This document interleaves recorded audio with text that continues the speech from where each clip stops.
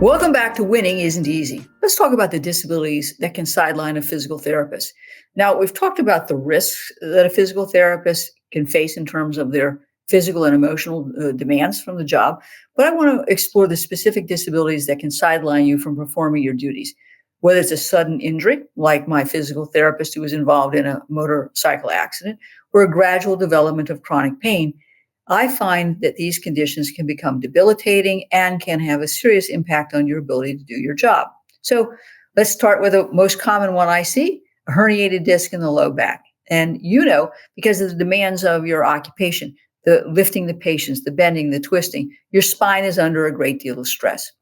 A herniated disc can cause severe pain and numbness, and it can be causing you difficulty not only sitting, but standing like your occupation requires. I find that those therapists who have herniated discs, particularly with radiculopathy, find it nearly impossible to continue performing manual therapies or to be on their feet for an extended period of time.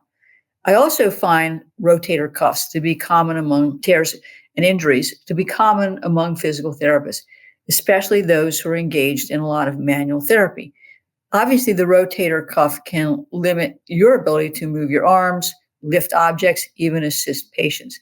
And repetitive overhead motions of lifting and stretching and guiding patients do increase the likelihood of this injury. Now, another debilitating condition I find is arthritis, particularly arthritis of the wrist and the fingers, knees, and the hips. I think you're particularly vulnerable to developing osteoarthritis in your hands and wrists due to the constant use of your hands to manipulate or to use equipment. That, as you know, can cause pain, swelling, stiffness, and loss of function.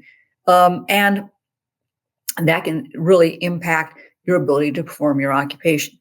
I find that physical therapists also can have chronic pain, much like the patients that they're treating. And that can cause lack of sleep, can cause stress. And the pain can interfere with your ability to concentrate and focus.